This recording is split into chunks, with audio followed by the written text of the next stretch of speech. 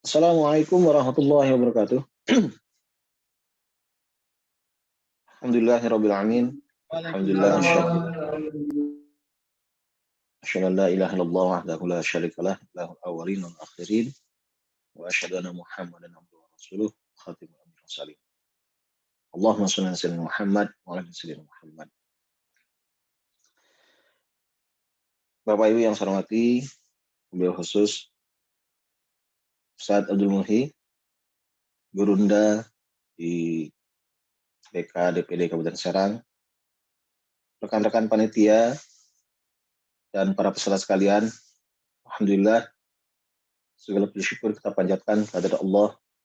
Salat serta salam senantiasa kita limpah curahkan pada junjungan kita Nabi Allah Muhammad sallallahu alaihi wasallam beserta keluarganya, para sahabatnya dan pengikutnya yang berusaha untuk istiqomah di jalannya. Alhamdulillah di pagi hari ini kita bisa bermuajahah meskipun lewat dunia maya untuk mendengarkan materi terkait dengan isu-isu negatif yang ditujukan kepada partai. Alhamdulillah sudah hadir Ketua BK DPD Kabupaten Serang. Untuk itu mari sama-sama kita mulai acara kita dengan melafazkan basmalah. Bismillahirrahmanirrahim. Selanjutnya kita dengarkan beberapa ayat Al-Quran yang insya Allah akan dibacakan oleh akhuna Ustadz Fahrudin. Pak Fahri. Ya, suara jelas? Ya. Assalamualaikum. Assalamualaikum warahmatullahi wabarakatuh. Waalaikumsalam warahmatullahi wabarakatuh. A'udzu billahi minasy syaithanir rajim. Bismillahirrahmanirrahim. يا أيها الذين آمنوا لا تقدموا بين يدي الله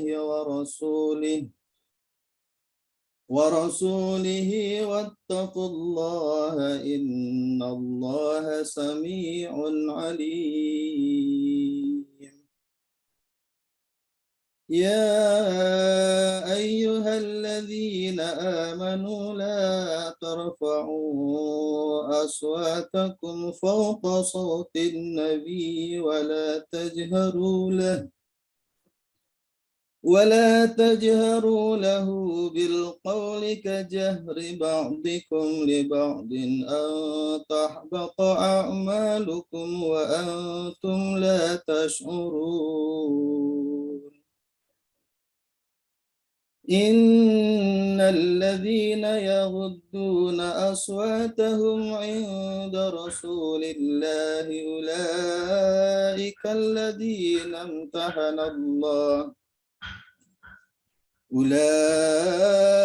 الذين امتحن الله قلوبهم للتقوى لهم مغفرة وأجر عظيم.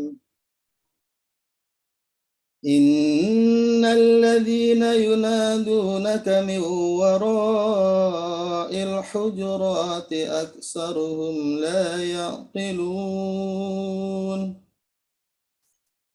ولو أنهم صبروا حتى تخرج إليهم لكان خيرا لهم والله غفور رحيم.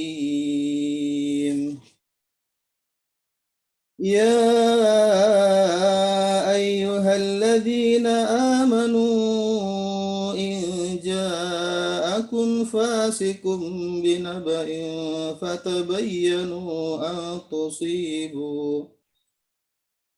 فتبينوا أن تصيبوا قوما بجهالة فتصبحوا على ما فعلتم نادمين واعلموا أن فيكم رسول الله لو يطيعكم في كثير من الأمر لعنتم ولكن الله حبب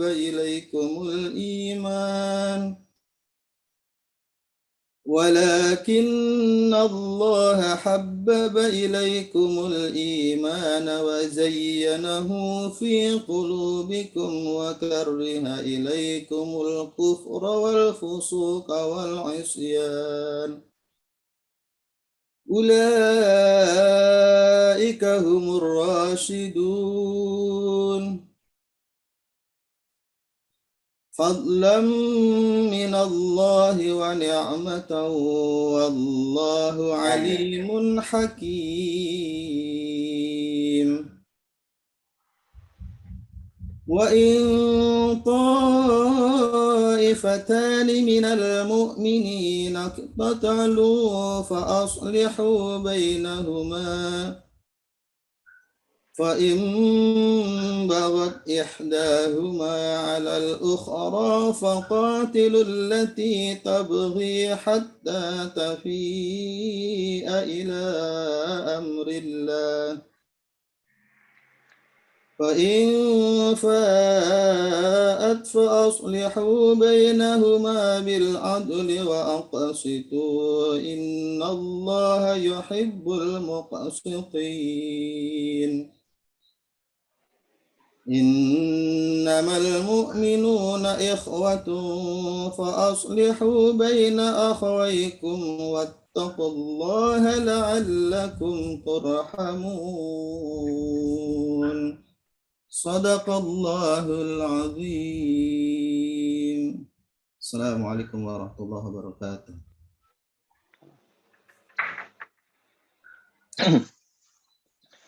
Waalaikumsalam warahmatullahi wabarakatuh.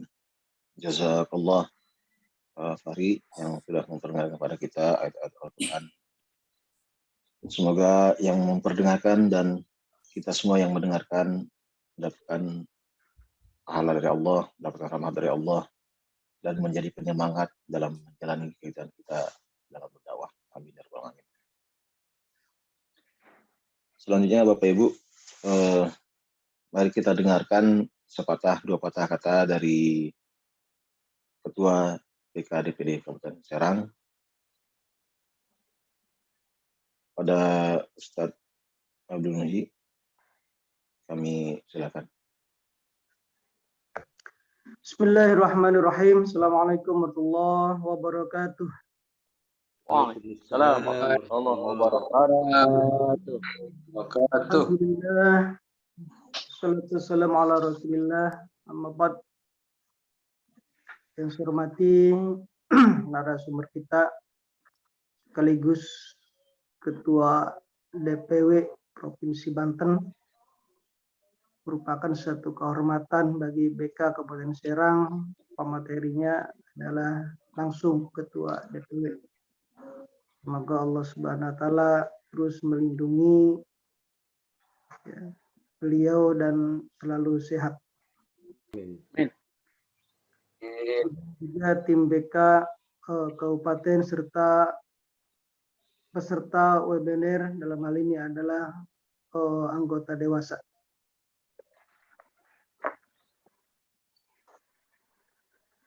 Pertama kita bersyukur pada Allah Subhanahu wa Ta'ala. Salatu wassalam pada Nabi kita Muhammad sallallahu alaihi wasallam. Dan rekan yang berbahagia, peserta anggota dewasa seharusnya ada 130 kalau nggak salah ya. Ini yang hadir baru ada sekitar 69 atau 70. Nah, tapi ada juga barangkali yang berduaan ya. Tapi ini insya Allah sudah di atas 50%.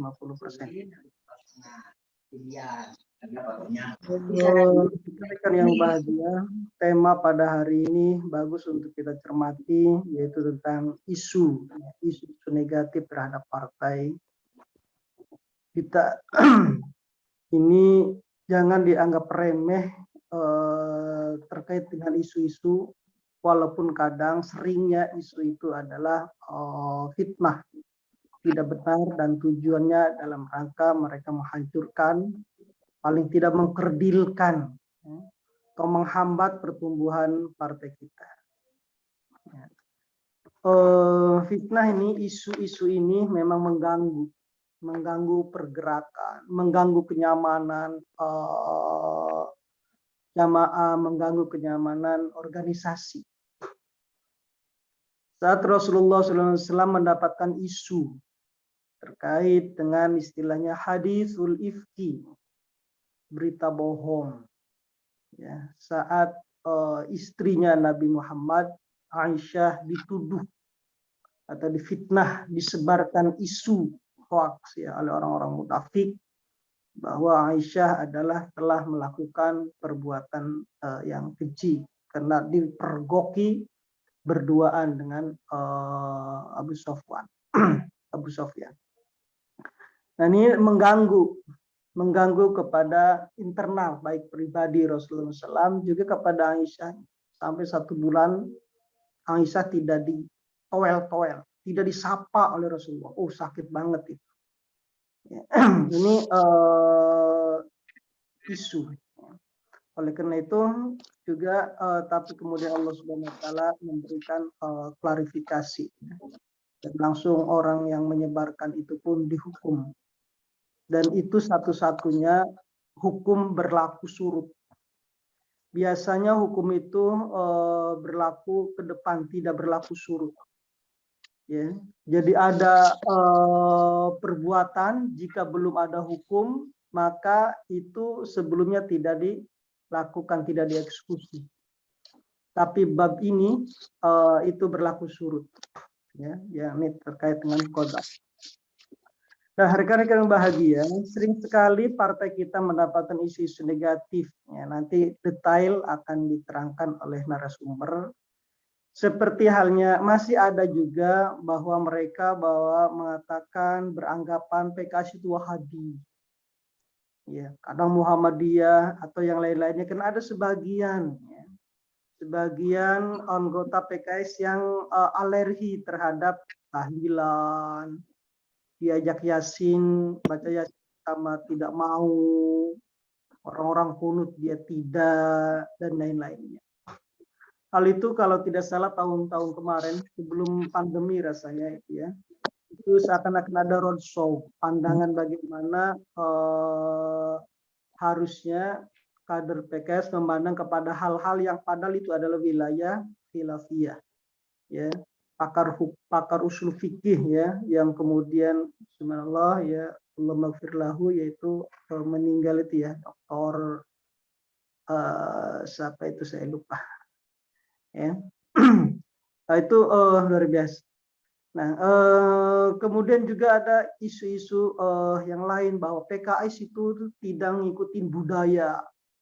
Ya, PKS benci jaipongan, PKS benci wayang. Ya. Nah, ini hampir-hampir saja ya, tapi DPP terlalu pintar ya, cakap dan cepat merespon itu.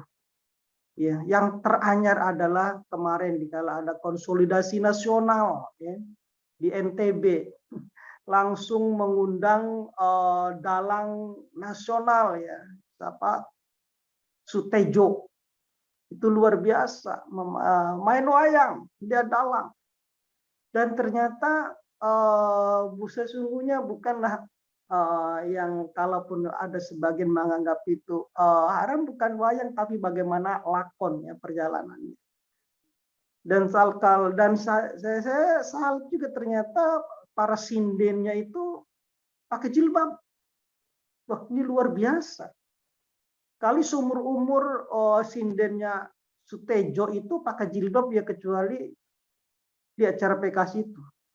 Dan senandungnya juga sempat senandung 20 sifat yang dikumandangkan.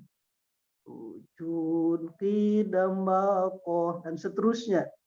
Nah ini luar biasa. Ya. Nah kemudian juga bagaimana saat akhir menjadi wali kota, menjadi gubernur di Jawa Barat, bahwa PKS juga tidak benci Jaipongan. Maka di saat ulang tahun keberapa itu akhir mengundang Jaipongan terbaik dari Kerawang. Cuman bersyarat Jaipongannya pakai jilbab. Lagi-lagi seumur-umur itu ada sinden Jaipongan pakai jilbab.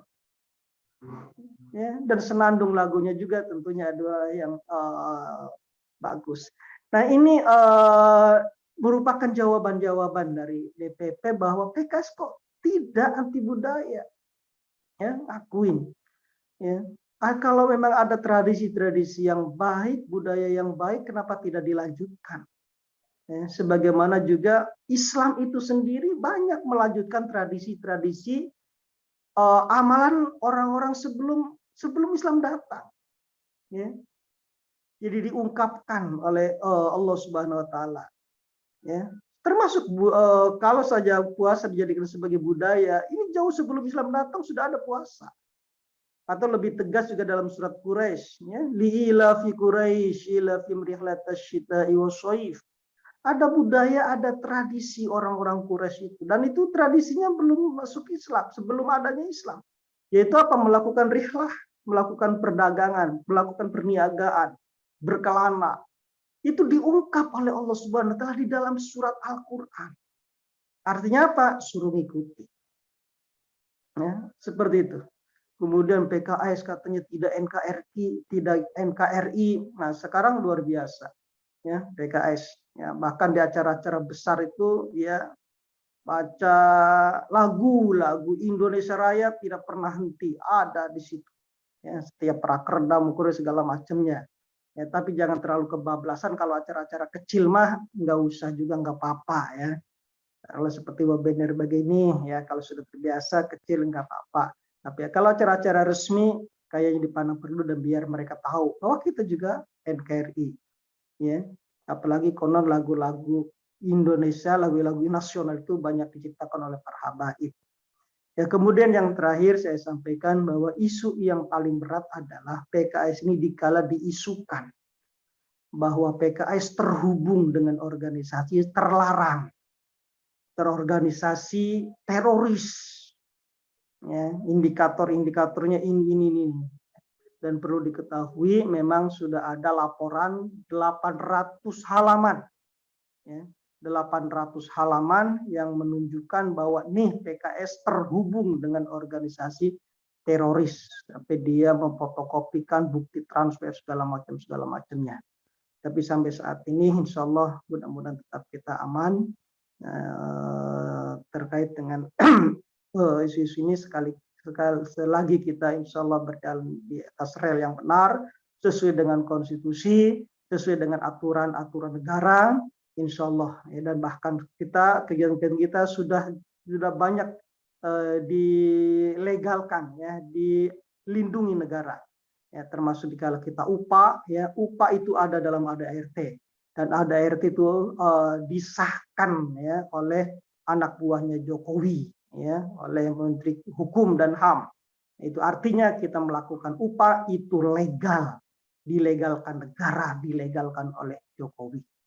Baik rekan-rekan yang bahagia, ini barangkali yang bisa sampaikan. Semoga rekan-rekan khusyuk mendengarkan materi dari narasumber, dan supaya kita paham, dan supaya kita semangat, supaya kita juga tidak ciut, tidak menyempit, ya, tapi memperluas, dan sehingga kita mau menyebarkan. Akhirnya kita 2024 insya Allah PKS di Banten menang dan nomor 1. Itu saja dari saya. Assalamualaikum warahmatullahi wabarakatuh. Waalaikumsalam warahmatullahi wabarakatuh. Jazakallah Ustaz atas sambutan yang membuat kita bersemangat untuk mendengarkan materi pagi hari ini, ya, terkait dengan isu-isu negatif kepada partai. Memang partai kita ini partai yang seksi gitu, Bang. Ada aja yang dibicarakan oleh orang itu. Jangankan keburukannya, kebaikannya saja pasti banyak yang dibicarakan. Dan bahkan saya pernah berceloteh dengan saudara itu. Ini apapun yang maju asalkan jangan PKS. Kurang aja saya bilang. Baik, Bapak Ibu, di partisipan saya sudah lihat ada Ustadz Gembong yang insya Allah hari ini menjadi materi ya bagi. Lanjut saja kepada Ustadz Gembong langsung menyiapkan materinya dan menyampaikan materinya untuk perkenalan dari pribadi saja langsung. Tafadhol Ustadz. Baik, Assalamualaikum warahmatullahi wabarakatuh. Waalaikumsalam warahmatullahi wabarakatuh. Alhamdulillah, wassalatu wassalamu ala Rasulillah wa ala alihi wa sahbihi wa man walah, la haula wa la quwata illa billah. Ustazah sekalian, alhamdulillah hari ini pagi ini saya diminta untuk menyampaikan materi tentang isu-isu negatif yang ditujukan kepada partai. Ya. Tadi di dalam pengantarnya, Ustadz Abdul Muhi sudah menyampaikan secara global kepada kita. Ya. Baik, kemarin saya sudah menyampaikan materi ke panitia, apakah bisa ditampilkan?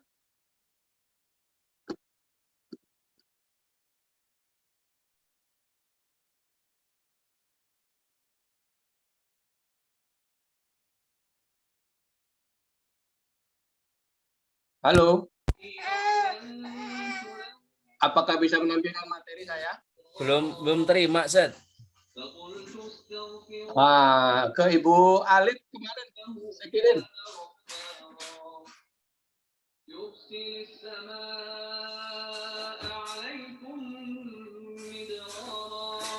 Soalnya saya pakai HP, saya ganti ke laptop dulu kalau gitu.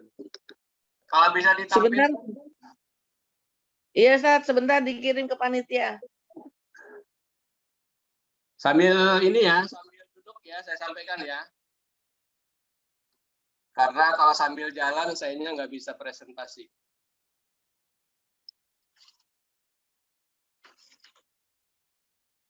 Baik, Bapak Ibu sekalian, yang saya cintai, saya banggakan, wabil khusus Ketua Bidang Kaderisasi Kabupaten Serang, Bapak Ustadz Abdul Muhi, ya. Mudah-mudahan Allah senantiasa memberikan kesehatan kepada beliau, ya. Kemudian kalau tidak salah ini diikuti oleh anggota dewasa dari Cilegon ya, apa betul atau enggak ini? Ya.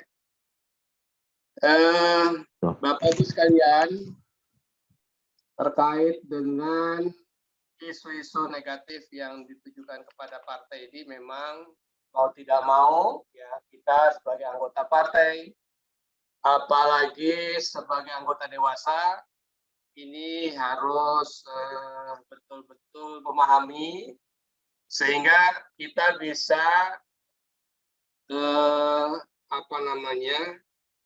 menyikapi bagaimana ketika isu-isu itu menerpa kita dan apa langkah-langkah yang mesti kita lakukan. Sebelum masuk kepada materi, saya ingin memberikan gambaran Indonesia kita saat ini, ya, bahwa secara realitas sosial, ya, kita ini merupakan satu komunitas besar, ya, bahwa tidak bisa dipungkiri masalah-masalah kemiskinan, masalah kebodohan, masalah keterbelakangan dan lain-lain, ya, ini menerpa bangsa kita, ya, walaupun memang tidak seluruhnya, tapi kalau di persentase itu cukup besar, ya, ketika bicara kemiskinan, kebodohan, keterbelakangan dan lain-lain. Belum lagi di negara kita ini terdiri dari berbagai suku bangsa, ya. Bahasanya juga berbeda-beda, kemudian juga budayanya juga berbeda-beda, ya. Ini menjadi realitas sosial yang ada di Indonesia saat ini. Sehingga memang luar biasa, ya, the founding fathers negara kita ini yang bisa menyatukan Indonesia dari Sabang sampai Merauke, walaupun dengan tadi itu suku bangsa, bahasa, budaya yang berbeda-beda, ya.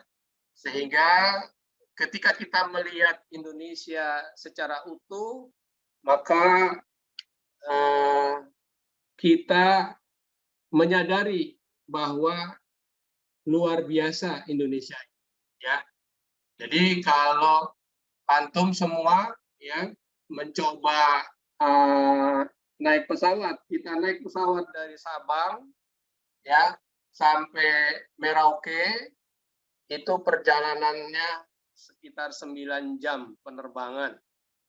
Jadi kalau kita berangkat haji, ya, dari sini kita langsung ke Madinah, atau misalkan transit dulu di Abu Dhabi misalkan, itu juga butuh waktu 9 jam.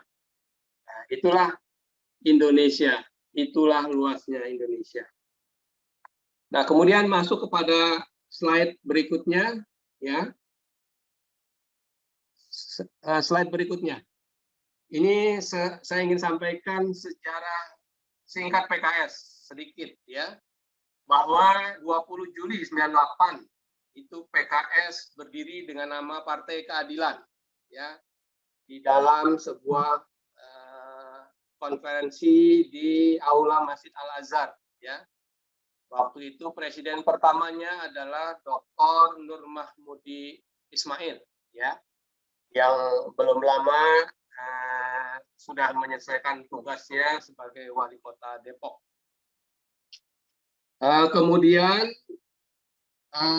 selanjutnya akibat dari Undang-Undang Pemilu nomor 3 tahun 99 tentang syarat berlakunya batas minimum keikutsertaan parpol, ya, yang kita kenal waktu itu dengan electoral threshold, ya, maka mau tidak mau Partai Keadilan itu harus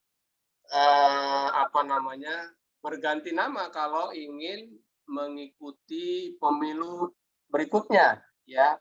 Maka pada 2 Juli 2003, ya, Partai Keadilan Sejahtera menyelesaikan seluruh proses verifikasi di Departemen Kehakiman dan HAM waktu itu, ya, kalau sekarang Kemenkumham, di tingkat DPW dan tingkat Dewan Pimpinan Daerah, ya. Sehari kemudian PK bergabung dengan PKS, dan dengan penggabungan ini seluruh hak milik PK menjadi milik PKS, ya, termasuk anggota dewan dan para kadernya.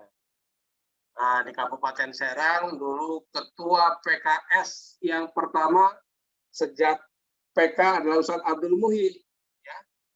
Jadi itu sejarah itu, ya, harus kita kita ketahui. Jadi ketua DPD PKS pertama di Kabupaten Serang itu Ustadz Abdul Muhi. Ya. Dan dengan penggabungan ini maka PK Partai Keadilan resmi berubah nama menjadi Partai Keadilan Sejahtera. Ya. Ini perlu saya sampaikan pada antum semuanya sebagai anggota dewasa, ya.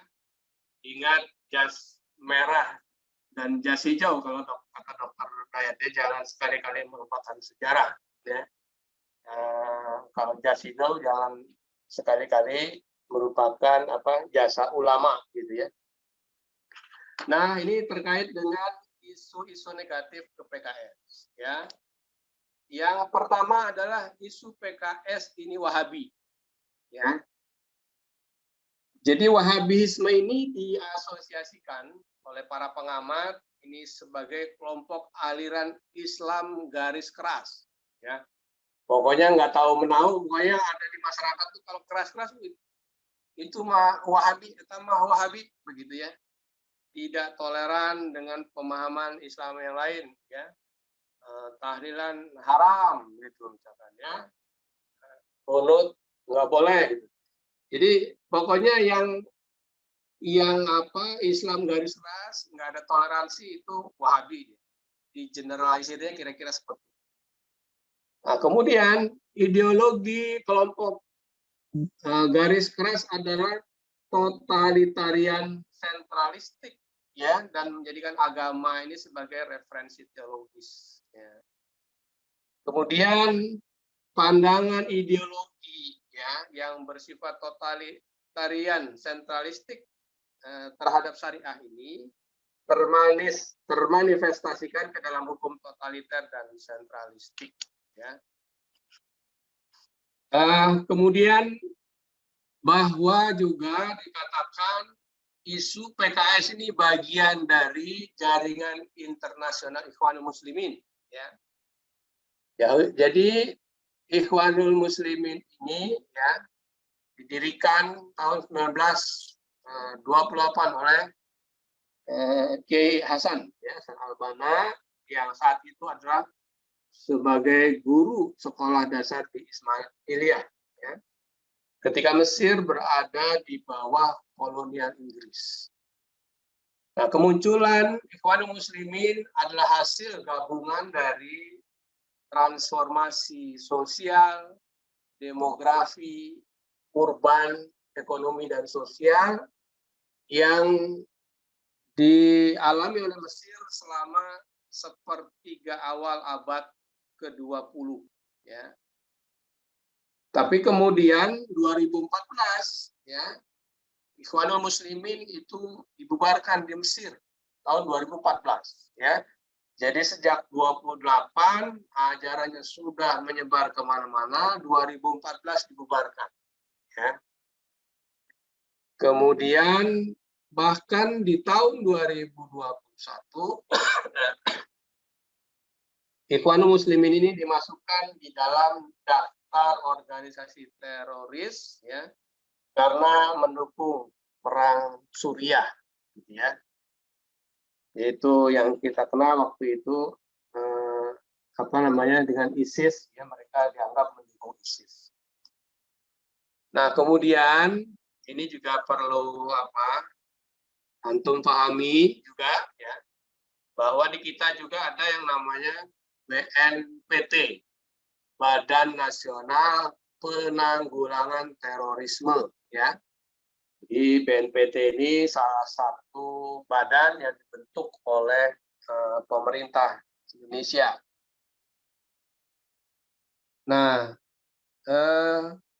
semua penganut agama, ini menurut versi BNPT, ya, bahwa semua penganut agama memiliki potensi paham intoleran, ya, radikal, terorisme, ya. Jadi radikalisme keagamaan. Kemudian di versi BNPT juga mengatakan bahwa ada kelompok, ya, yang berupaya mengganti ideologi Pancasila dan UUD 45 menjadi ideologi berdasarkan keyakinan tertentu, ya, sebagai dasar negara Republik Indonesia. Nah, yang menjadi catatan, ya, ada warna merah di slide saya ini, ya, bahwa pernyataan terkait terorisme dan Wahabi ini dituduhkan ke partai dan organisasi Islam, yaitu PKS, KAMI, dan LDK. Ya, ini perlu antum pahami, begitu ya. Dan ini sejak 2015, ya, sejak penonton setel aja, Mas. Ya, 2015. Nah, kemudian lanjut di slide berikutnya bahwa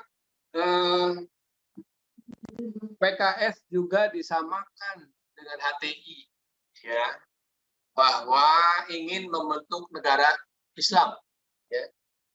Padahal Dewa sekalian, banyak sekali perbedaan antara PKS dengan HTI, ya.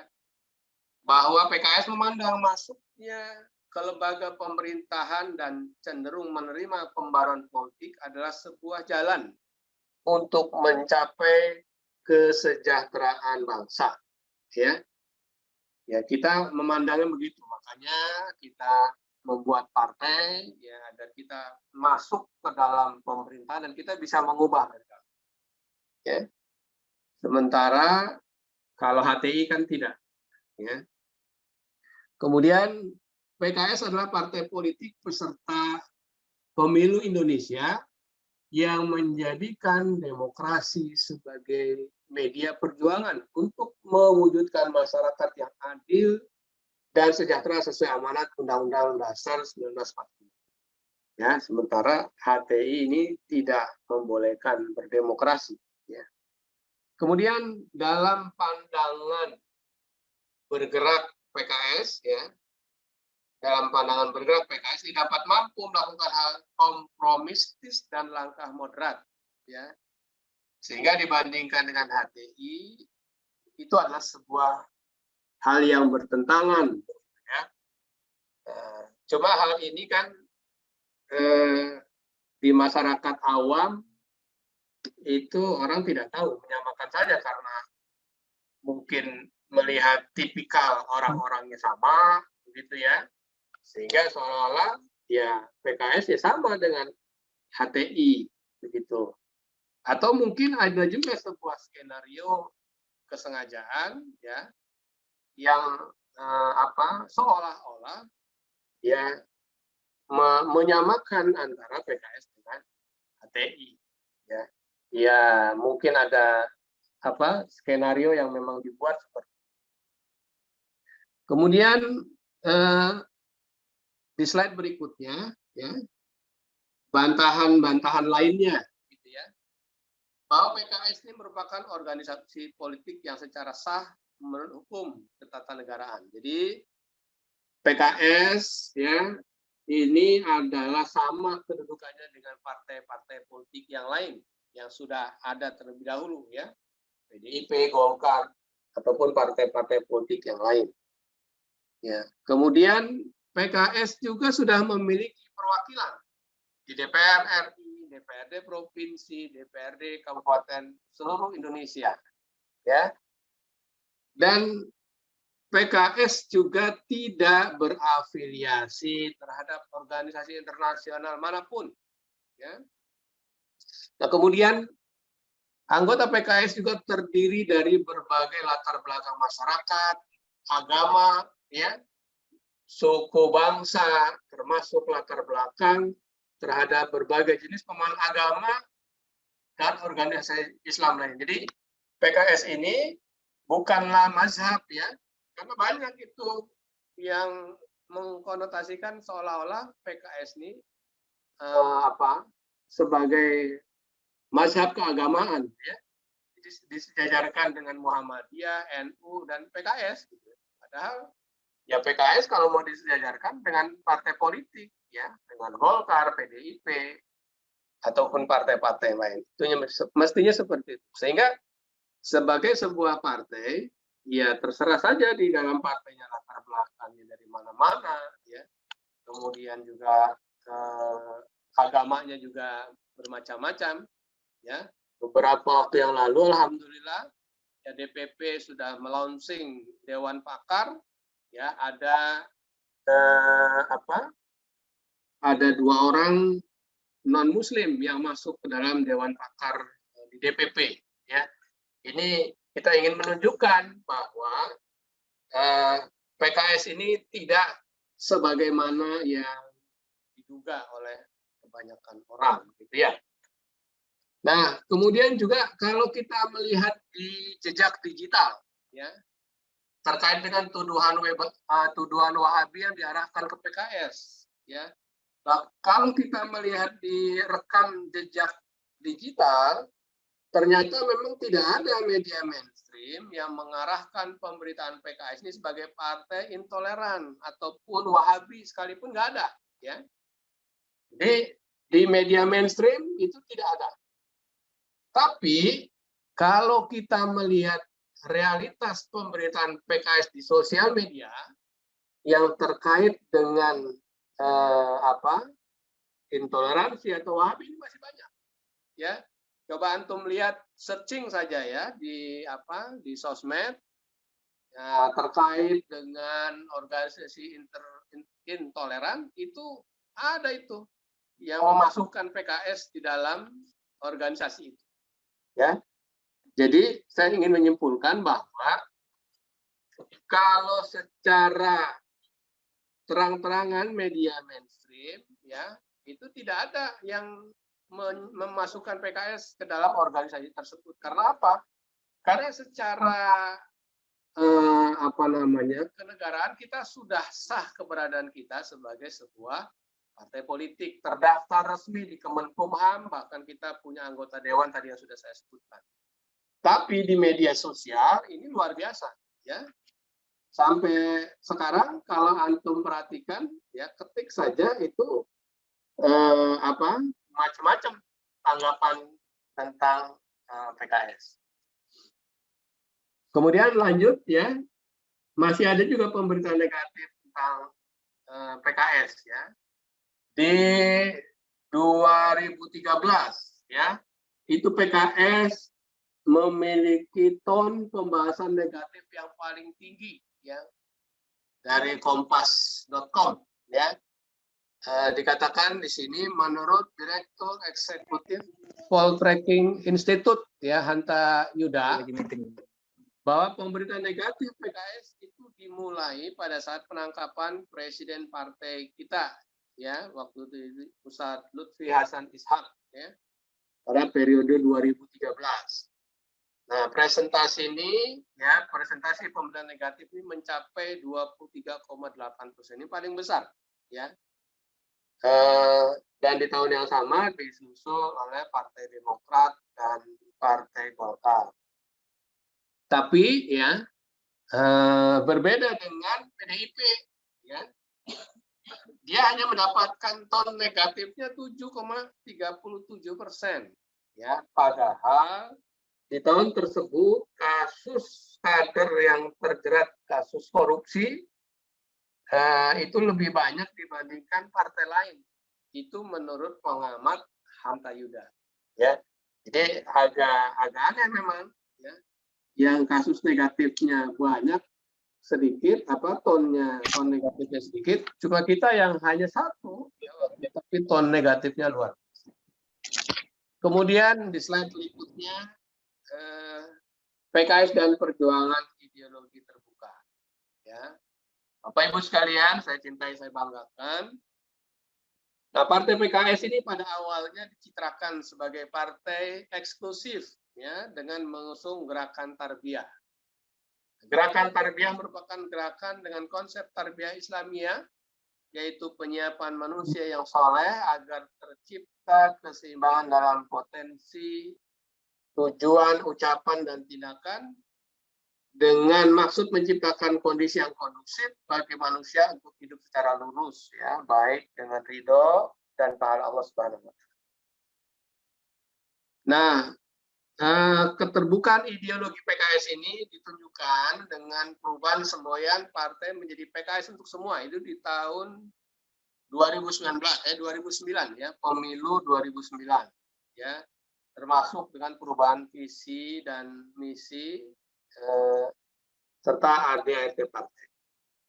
Nah, orientasi yang ditonjolkan dari pilihan terbuka ini adalah mencoba melegal formalkan ya, sesuai dengan peraturan perundang-undangan atas hukum dan peraturan yang sah dan serta keanggotaan non-muslim. Nah, ini saya ingat waktu itu pencanangannya adalah pada waktu rakernasnya di Bali waktu itu, ya tidak salah, dan Ustadz Hilmi waktu itu kan berkunjung ke pura dan sebagainya.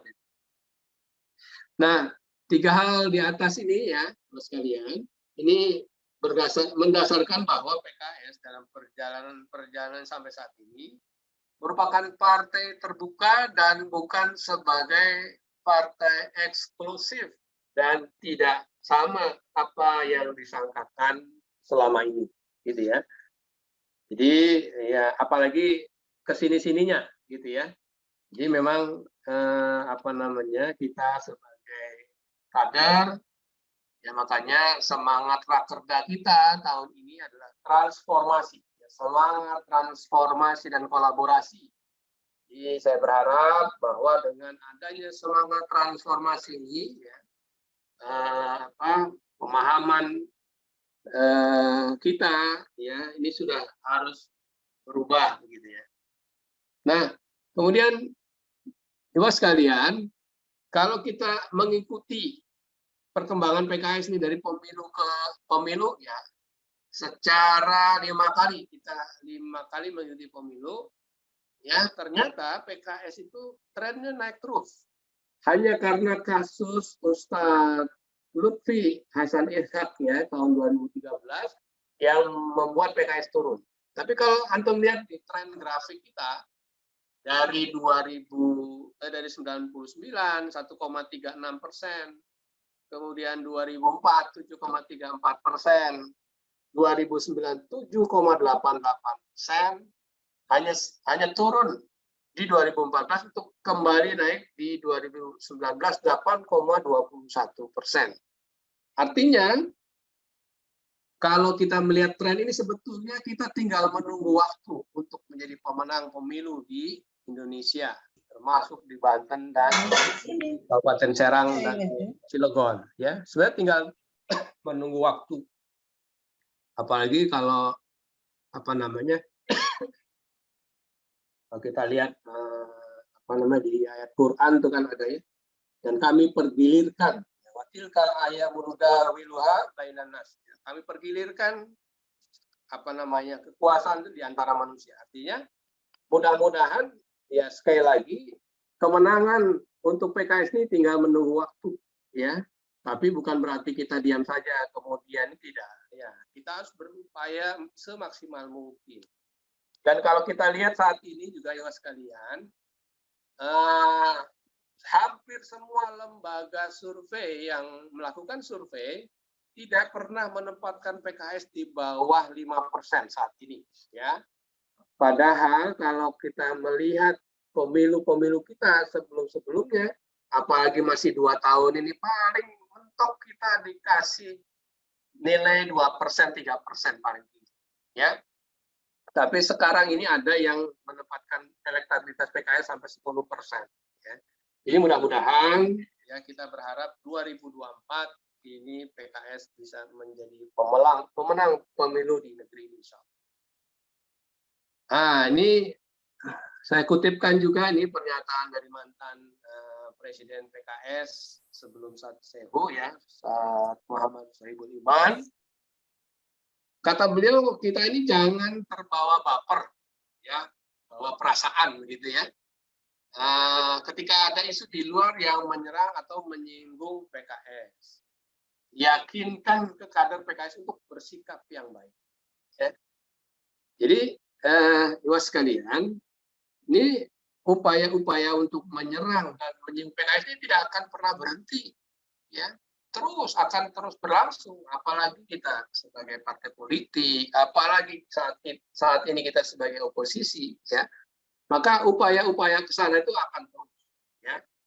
Seperti baru-baru ini saya dapat laporan ada sosialisasi terkait terorisme, itu masih memasukkan, padahal 2022, ya, masih memasukkan PKS itu sebagai cikal bakal terorisme, ya. Nah, ini yang isu-isu ini terus akan bergulir, sehingga ini harus menjadi perhatian kita semua. Nah, kemudian juga Dr. Salim, ya, beliau katakan bahwa salah satu cara menghilangkan stigma tersebut adalah dengan mengenalkan kakeknya, ya, Sayyid Idrus bin Salim Al-Jufri, ya, penyiar Islam yang juga mendirikan sekolah-sekolah di Indonesia bagian timur. Bahkan Sayyid Idrus ini menciptakan bait-bait syair tentang 17 Agustus 1945 dan Merah Putih. Jadi kalau ada yang ingin mendiskreditkan PKS, ya tunjukkan saja. Ya, Ketua Majelis Syuro kita ini adalah kakeknya itu orang yang terhormat. Bahkan salah satu penghormatan kepada kakek beliau ini di Palu itu lapangan terbangnya adalah lapangan terbang Al-Jufri, ya. Kemudian Ibu sekalian, ya, di slide berikutnya bahwa PKS ini menjadi bagian dari penjaga 4 pilar bangsa, ya. Pancasila, UUD 45, NKRI, Bhinneka Tunggal Ika, ya. Dan DPR RI ini dalam setiap sekian beberapa bulan sekali ini ada yang namanya sosialisasi 4 pilar, ya, termasuk juga di DPRD provinsi kita gagas sosialisasi wawasan kebangsaan. Ini juga sebagai upaya kita bahwa PKS ini merupakan penjaga dari 4 pilar bangsa, ya. Bagaimana kita bisa menjelaskan secara fasih, ya, tentang Pancasila, tentang bagaimana terbentuknya Pancasila, kemudian isi daripada UUD 45, pembukaan dan sebagainya. Ini harus kita pastikan bahwa seluruh kader ini memahami itu semua, ya. Kemudian kalau kita lihat di MPR RI bahwa diakui, ya, bahwa pencetus 4 pilar itu adalah Wakil Ketua MPR kita, ya, yang saat ini Dr. Muhammad Hidayat Nur Wahid, ya, itu waktu itu beliau sebagai Ketua MPR pada waktu 2004-2009, dan alhamdulillah sampai saat ini 4 pilar ini masih terus berjalan, ya. Nah, sekarang bagaimana di slide berikutnya adalah peran PKS dalam mengcounter isu-isu negatif ini, ya. Yang pertama adalah membangun sinergitas dengan seluruh elemen masyarakat, ya, untuk bersama menciptakan kerukunan antar umat beragama, ya. Jadi itu yang hal pertama yang harus kita bangun, ya, sinergitas dengan seluruh elemen masyarakat, ya, untuk bersama menciptakan kerukunan antar umat beragama. Kemudian melakukan penguatan kapasitas, ya, melalui rumah ibadah, sekolah, kampus, pemberdayaan ekonomi, sosial, dan budaya. Kemudian juga kita memframingkan ke semua media bahwa PKS adalah partai yang mengusung nasionalisme dan kebinekaan, ya. Dan selanjutnya juga menciptakan iklim demokrasi yang baik, ya, dengan cita-cita founding fathers bangsa kita. Kemudian juga membangun komunikasi yang baik antar lembaga, ormas, dan organisasi lainnya, ya. Alhamdulillah DPP PKS juga diikuti oleh DPD Kabupaten Kota Sebanten, ya. Di awal kepengurusan kita sudah melakukan sosialisasi kebangsaan, ya. Kita bersilaturahim dengan berbagai ormas, ya. Dan terakhir kemarin kita PKS, ya, membantu pembangunan Universitas NU di Banten, ya. Di dalam upaya kita, ya, bagaimana kita membangun komunikasi yang baik antar lembaga, ormas, dan organisasi lain. Kemudian juga memberikan pelayanan yang berdampak langsung kepada masyarakat. Ini sesuai dengan visi kita yang menjadi partai Islam Rahmatan lil Alamin yang kokoh dan terdepan dalam melayani bangsa dan negara kesatuan Republik Indonesia. Ya, jadi itu ibu sekalian materi yang saya sampaikan ya terkait dengan isu-isu negatif yang ditujukan kepada partai. Ya, jadi sekali lagi kalau kita lihat di tataran permukaan, ya, mainstream gitu, itu kita tidak melihat ya yang menjelek-jelekan PKS. Tapi kalau kita buka di medsos ya itu luar biasa. Ya, seperti tadi juga saya sampaikan ketika ada sosialisasi terkait terorisme ya biasanya itu hanya kalangan terbatas begitu, dan ketika mengikuti acara seperti itu namanya handphone segalanya dikumpulin, itu nggak boleh, dan disitulah tuh ada ya upaya-upaya untuk menggiring opini ya, bahwa PKS ini cikal bakal terorisme itu masih ada. Ya, sampai kemarin beberapa hari yang lalu saya dapat kiriman. Jadi saya berharap kepada antum semuanya sebagai anggota PKS, sebagai anggota dewasa, ya, mari kita coba mengkanter hal-hal isu terbaik kita itu ya dengan upaya-upaya kita di lapangan yang kita tunjukkan saja dengan sikap kita, ya. Kita tunjukkan dengan sikap dan perbuatan kita bahwa apa yang diisukan kepada PKS ya sesungguhnya tidak benar. Dan saya juga berharap pada antum semuanya ya untuk bisa membaur dengan masyarakat, ya, ikut kegiatan-kegiatan di masyarakat, ya, ngumpul-ngumpul ya di pos ronda, di acara ada tahlilan segala macam kita ikut ya. Jadi jangan sampai kita mengeksklusifkan diri kita sehingga kita dikesankan memang PKS ini eksklusif. Ya, mudah-mudahan sedikit materi ini bisa membuka wawasan dan pengetahuan kita. Ya, mudah-mudahan insya Allah kalau kita lihat trennya juga tadi ya sejak 1999 sampai sekarang tren PKS itu naik terus ya. Mudah-mudahan 2014 juga naik lagi dan bahkan PKS bisa menjadi pemenang pemilu di negeri ini dan di Provinsi Banten. Saya sampaikan, lebih kurangnya mohon maaf. Aku qouli hadza wa astaghfirullahi wa lakum.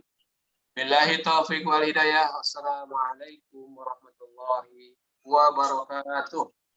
Waalaikumsalam. Waalaikumsalam warahmatullahi wabarakatuh.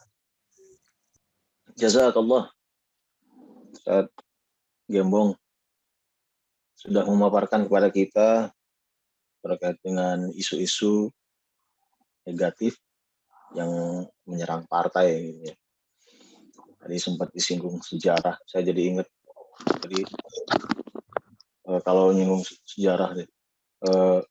Awal saya disalamin ketika Ustadz lagi jadi ketua DPD Kabupaten Serang, Ustadz. Masya Allah. Ya, bro. Ada lupa malah. Ya. Baik, Bapak Ibu sekalian, sepertinya banyak hal yang bisa kita diskusikan dari apa yang tadi dipaparkan oleh Ustadz Gembong ya. Mulai dari sejarah tentang berdirinya PK, kemudian di akhir tadi sempat bagaimana upaya kita dalam mengkanter isu-isu dari orang-orang yang sepertinya ini kalau tadi lihat dari paparannya kan hanya di permukaan, artinya ini ada orang-orang yang dengki gitu ya, dengki dengan PKS. Jadi jangankan salahnya, benarnya aja dicari salahnya gitu. Baik, Bapak Ibu sekalian, disilakan untuk memberikan pertanyaan atau melakukan tanya jawab dengan pemateri kita di pagi hari ini. Tampaknya di chat juga sudah ada Ustaz yang bertanya. Bisa langsung barangkali Ini dari Pak Agus ya. Assalamualaikum, Afwan, bagaimana sikap kita terhadap isu khilafah yang menjadi justifikasi kesamaan antara PKS dan HTI. Juga FPI, Ikhwal Framing PKS akan mengganti ideologi Pancasila dan khilafah. Apa yang harus dijawab dan dilakukan para kader tentang pertanyaan dari segelintir bahwa tujuan utama PKS adalah khilafah. Terima kasih Agus ya. Jadi sebenarnya inti daripada sebuah organisasi adalah anggaran dasar dan anggaran rumah tangga. Ya, di situ jelas bagaimana visi partai, bagaimana misi partai, ya, bagaimana tujuan partai ke depan itu jelas sekali. Ya, jadi sebenarnya kalau mereka mau saja membaca ADART PKS ini selesai sebetulnya.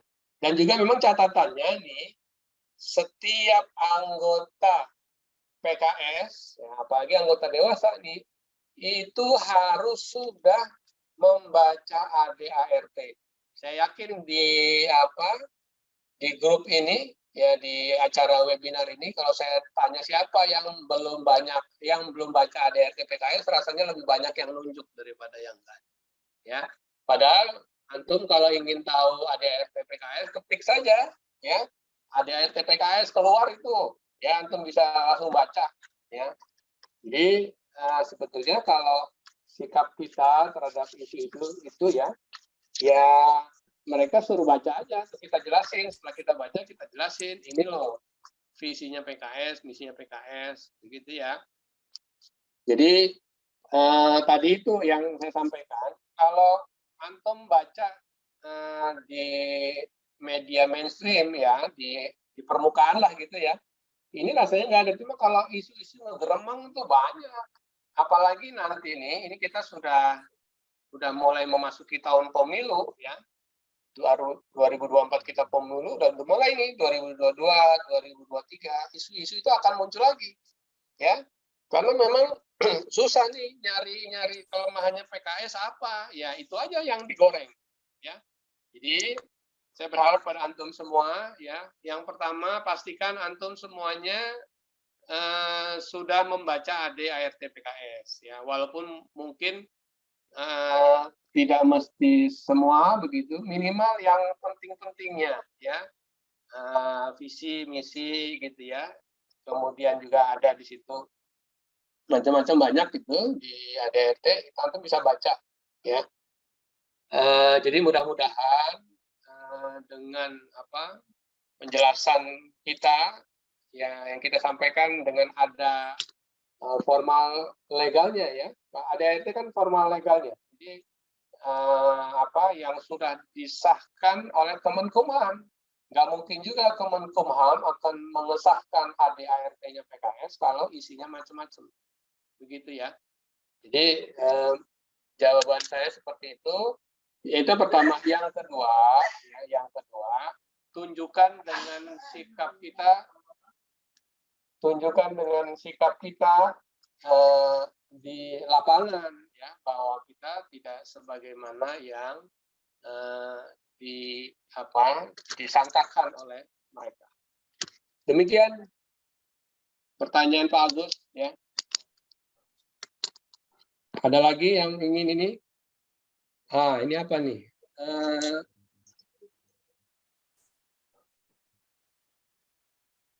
Ini langsung saya jawab lagi nih.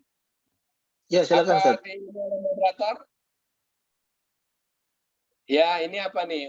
Ustadz Muhammadiyah punya Ormas PAN dan lain-lain. NU punya PKB dan P3 PDI komunis dan bagaimana menyikapinya. Waduh, ini hati-hati, jangan ini nih.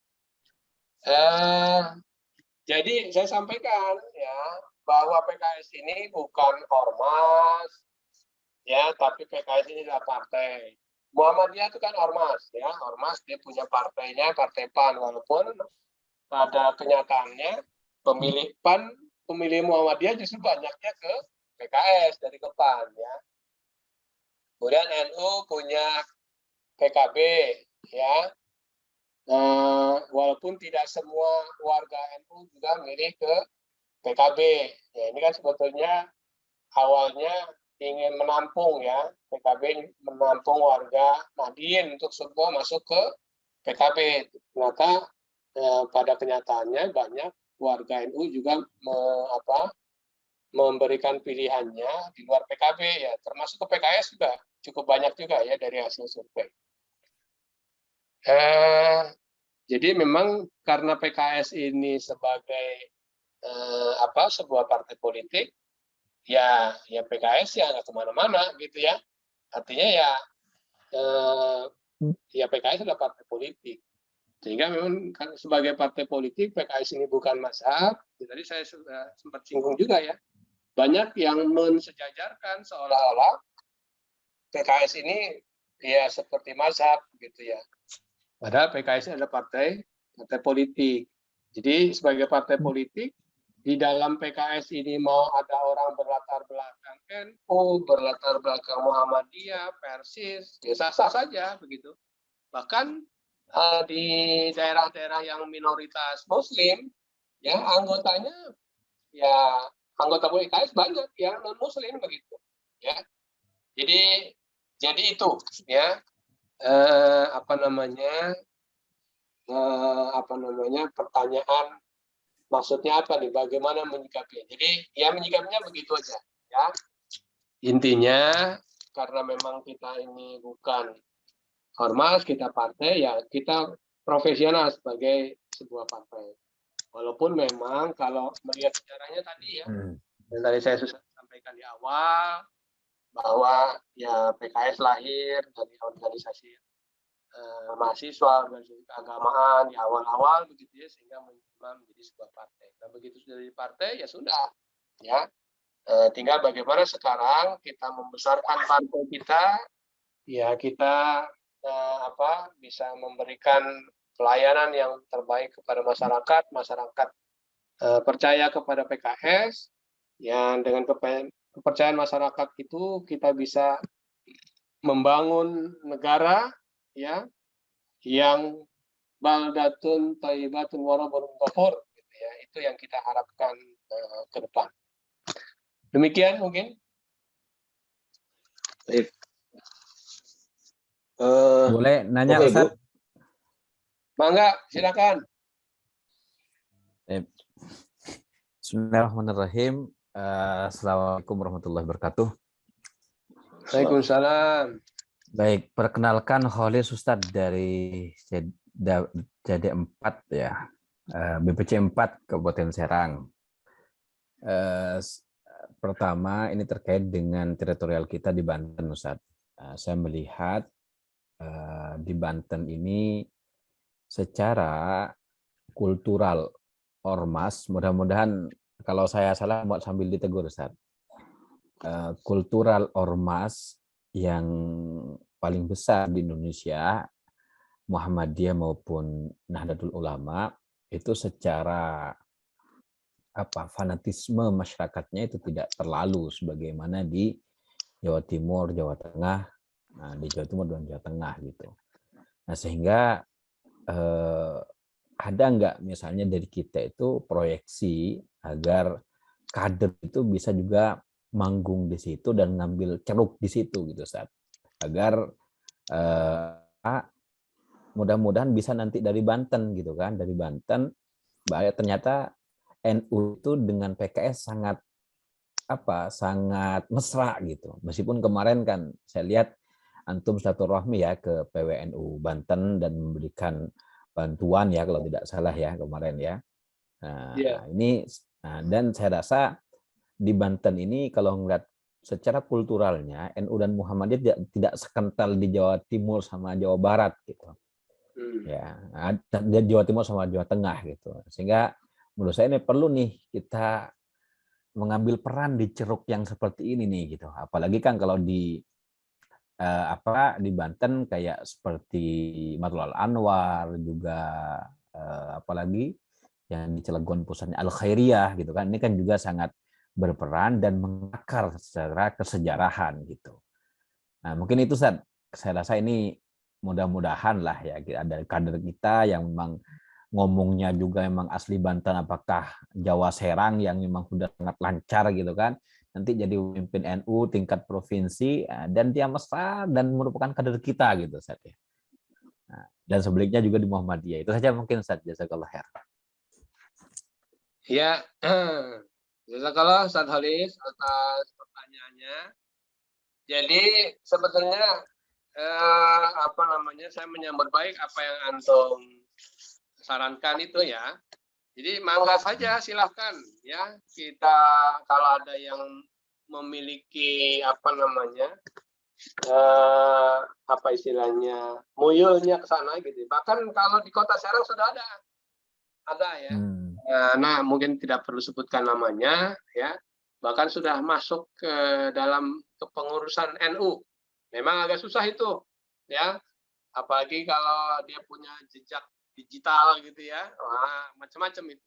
Tapi pada prinsipnya karena memang kita sebagai partai politik ya sah-sah saja ya. Bahkan kalau kita melihat di Muhammadiyah, bahkan kita di DPP ya, DPP kita sempat wakil ketua DPP PP Muhammadiyah, tadinya bahkan hampir terpilih sebagai ketua PP ya, kalau sudah almarhum sekarang gitu ya. Artinya hal seperti itu menjadi satu keniscayaan dan sah-sah saja.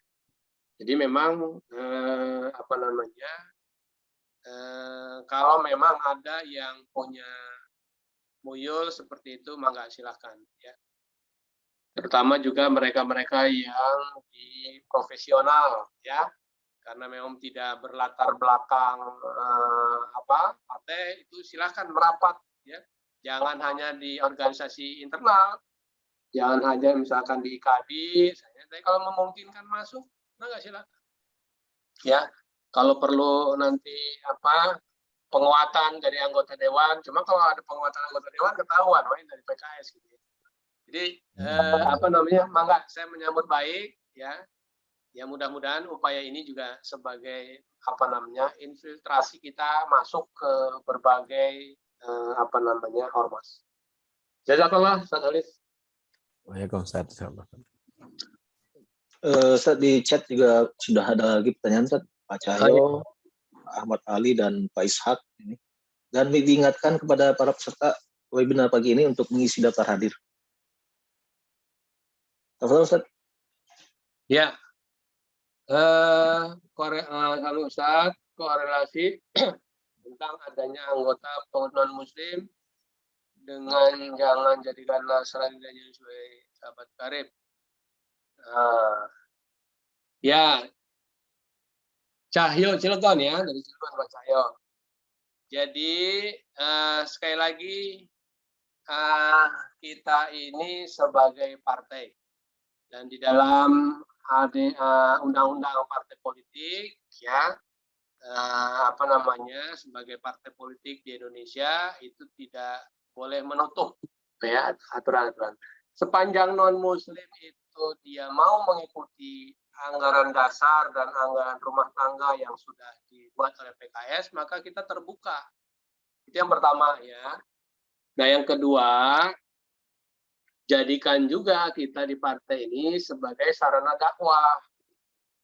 Bisa jadi orang-orang yang awalnya tidak paham dengan Islam, ya, ketika dia masuk PKS, cara kita melayani masyarakat, cara kita memperlakukan orang non-muslim itu ternyata di hati mereka mengesankan, bukan tidak mungkin mereka juga akan masuk Islam begitu ya. Jadi kita jangan juga menutup diri ya bagi mereka-mereka yang ingin masuk Islam begitu ya. Ketika mereka bergabung dengan PKS, siapa tahu itu adalah sebagai upaya mereka masuk ke dalam Islam. Adapun kalau terkait dengan nas yang berkaitan dengan jangan jadikan Nasrani dan Yahudi sebagai sahabat karib, ya. Jadi ya sebagai sahabat kan sepakat saya, jangan jadikan mereka sebagai. Tapi kan sebagai sarana dakwah ya kita boleh saja ya bermuamalah dengan non Muslim, kan bukan berarti kita bersahabat karib, gitu ya. Tetapi hanya sekedar muamalah. Jadi saya pikir kita harus membedakan konteksnya, menjadikan mereka sebagai sahabat dengan menjadikan mereka dalam hal muamalah. Itu ya Pak Cahyo ya. Kemudian untuk anggota media baru sekarang ini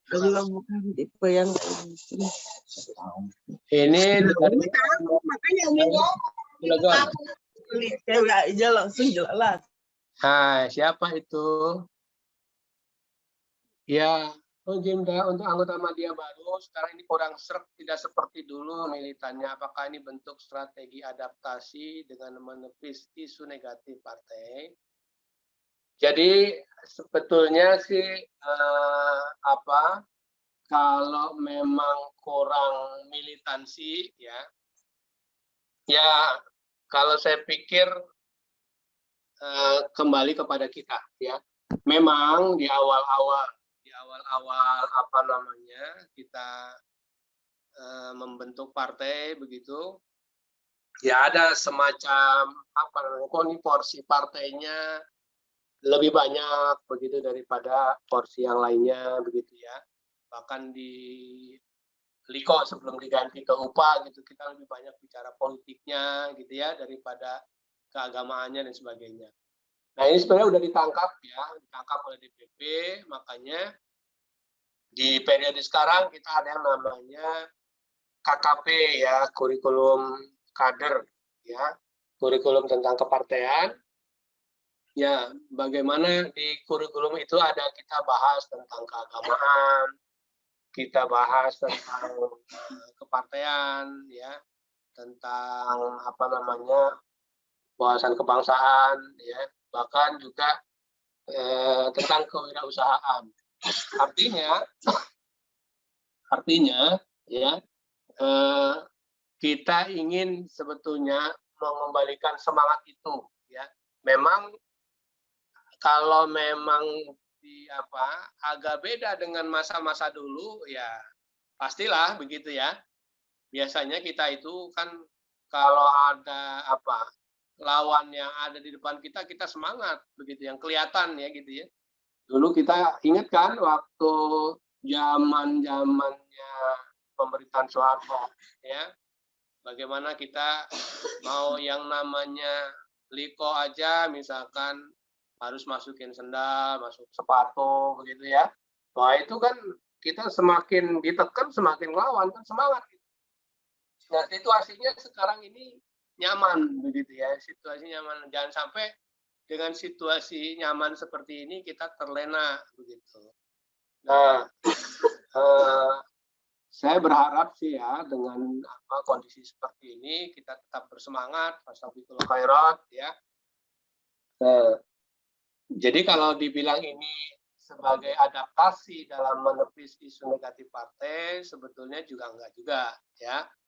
Kembali lagi kepada kitanya ya, kepada para pembimbing ya, walaupun ini tetap bersemangat ya, karena kita di partai ini kan hanya sebagai wasilah ya, sebagai sarana agar kita menjadi orang-orang baik ya, baik di mata manusia dan baik juga di mata Allah Subhanahu wa taala. Mudah-mudahan dengan hidup yang sementara ini ketika kita bergabung di dalam PKS, kita banyak melakukan kebaikan-kebaikan, mudah-mudahan itu sebagai bekal terbaik kita untuk kita menghadap Allah Subhanahu wa taala. Jadi saya berharap ya kita menyemangati ya, baik itu sebagai anggota dewasa, kita menyemangati mereka untuk terus bersemangat ya, jangan sampai juga jangan-jangan mereka anggota media ini nggak bersemangat, jangan-jangan kitanya nggak bersemangat, anggota dewasanya gitu ya.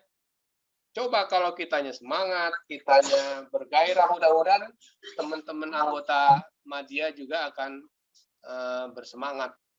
Begitu ya, Ali. Kemudian Pak Ishak, ini terkait berbagai oknum di NU dan Banser tentang statement menolak PKS berbagai daerah, termasuk Banten yang kemudian menyebar isu kemasalah bagaimana cara menyikapinya. Ya, ini tadi sudah saya sampaikan di dalam ini juga materinya. Ya, jadi isu-isu itu memang hanya ada di tataran ini ya, bukan di umum gitu, dari bisik-bisik tetangga lah begitu ya. Nah, ini kita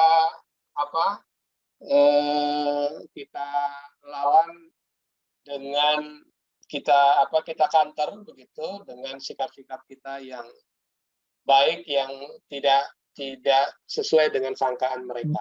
Ya, bahkan Dr. Salim dalam berbagai kunjungan beliau pada tokoh-tokoh ya, beliau sampaikan PKS ini punya antum, tolong bantu untuk membesarkan PKS di wilayah antum, gitu ya. Kalaupun kalau misalkan sikap mereka yang menolak PKS di berbagai daerah, kalau saya sih melihatnya ini, apalagi Banser kan ininya PKB, gitu ya, lebih kepada persaingan antar partai, karena memang banyak ceruk-ceruk ceruk pemilih mereka yang banyak beralih ke PKS, apalagi sejak KMS-nya adalah Habib Salim. Itu mereka khawatir, makanya ya dibuatlah isu-isu begitu. Ya, makanya kita tetap saja berbuat baik, kita tetap saja melayani masyarakat sehingga tuduhan-tuduhan mereka terhadap kita itu tidak terbukti. Kemudian dari Bu Ade Sutina, ya, bagaimana menyikapi situasi saat ini baik jamaah salafi yang eksklusif, bagaimana agar bisa mendakwahi dan mengajak mereka. Jadi ya sebetulnya untuk mendakwahi jamaah salafi ini ya sudah banyak itu ya caranya, seperti tadi disampaikan oleh Ustadz Muhi ya, siapa Ustadz kita yang di Bogor yang belum lama wafat karena COVID itu ya, itu bagaimana banyak hal-hal yang jamaah salafi itu kelemahannya begitu ya. Memang kita harus memahami juga sisi-sisi kelemahan dakwah salafi. Tapi yang penting Ibu ya, jadi kita terus saja mengajak sih, jangan terus bosan-bosan. Yang penting kita tunjukkan bahwa apa yang mereka sangkakan kepada kita itu ya, dan mereka biasanya masuknya kan ke dalil-dalil ya, nah, ini bid'ah segala macam ya. Ya sepanjang kita melakukan juga ada dasarnya, jalan aja. Ya kadang kan mereka merasa selain jamaah mereka ya salah begitu ya, hanya jamaah mereka saja yang paling besar karena memang mereka eksklusif di internal mereka sendiri saja. Tapi kalau kita punya dalil yang juga memang berbeda dengan mereka misalkan ya kita yakini benar, jalan aja ya, karena ya mereka kan cuma merasa benar sendiri saja gitu ya. Jadi insya Allah Bu, jangan terlalu khawatir ya dengan mereka. Kita jalan ya, tentunya kita jalankan juga tidak asal jalan ataupun dakwah sembarangan, tapi tentunya juga ada nas-nas juga yang menyertainya. Gitu ya Bu Ade Sutina. Kemudian dari Budian, Pak Toto ya, Dian Toto ya, Budian. Bagaimana cara menghapus sikap dan sifat eksklusif di antara para kader PKS, khususnya kader pelopor?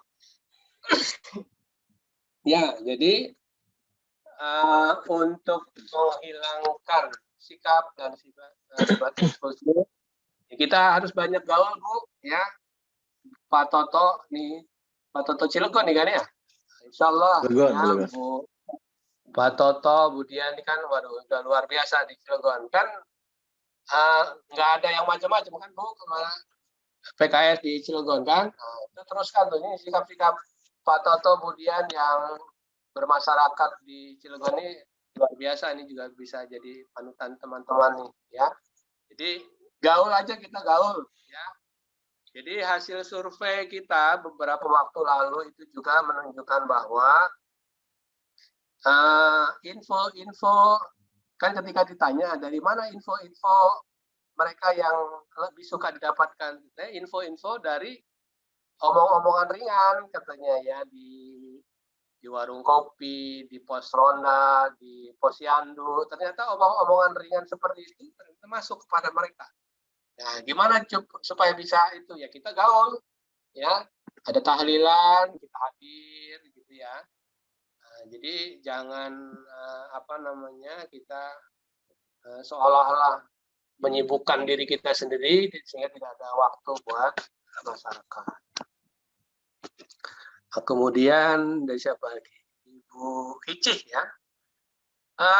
Kenapa ya kalau kita ingin merekrut masyarakat Banten untuk masuk menjadi bagian PKS agak sulit. Nah, ini agak sulit kan bukan berarti sulit ya Bu ya.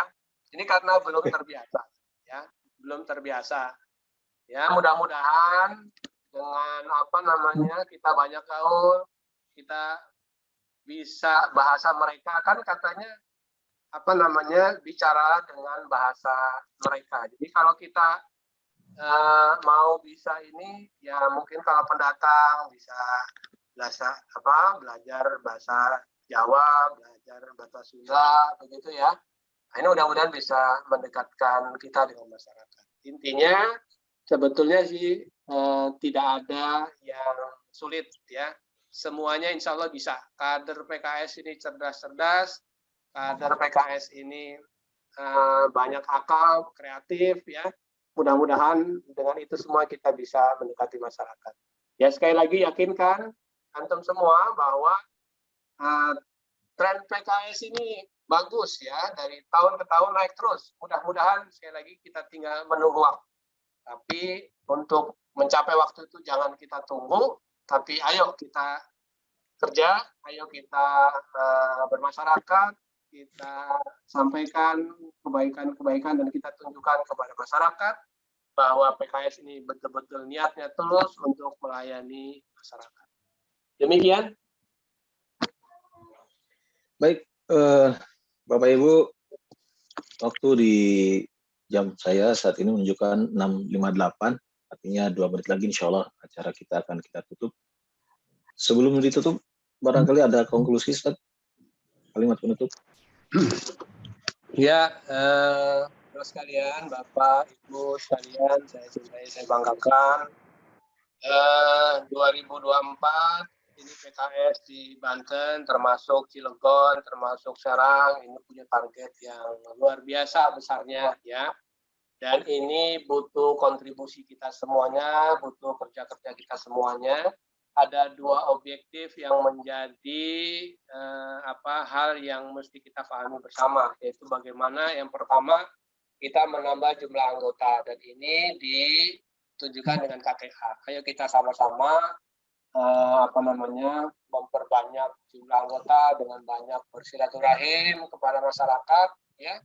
Kita tunjukkan kebaikan-kebaikan PKS, kita sampaikan kepada mereka ya, kebaikan-kebaikan saja. Kita sudah tidak perlu membalas keburukan orang-orang yang dengki dengan PKS ya. Kita tunjukkan saja kebaikan, mudah-mudahan itu bisa meyakinkan masyarakat. Yang kedua, objektif kita yang kedua adalah bagaimana kita menambah kursi di legislatif ya.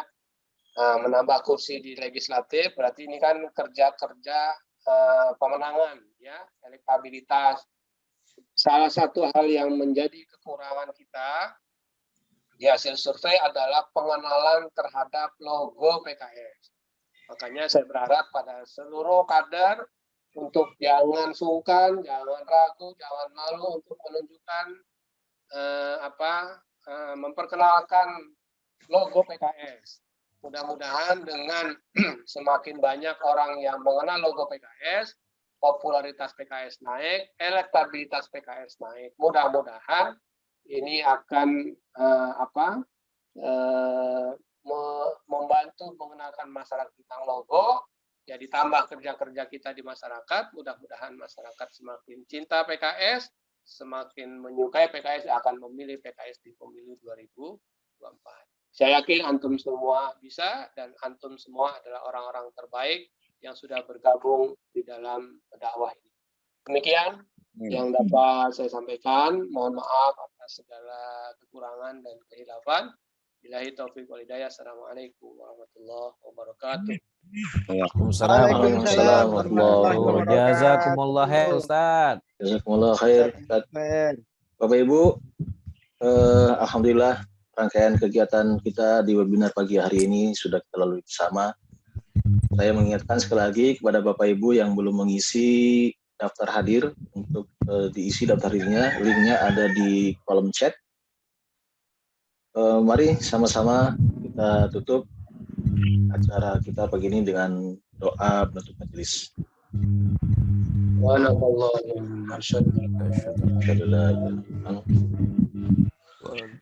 Atas nama kerabat kerja panitia pelaksana kita hari ini, mohon maaf atas segala kekurangan.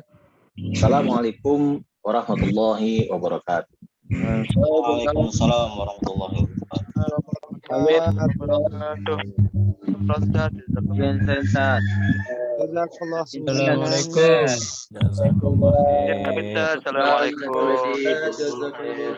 Assalamualaikum.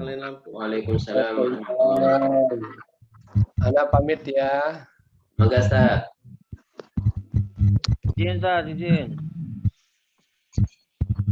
Assalamualaikum, mana lab? Waalaikumsalam.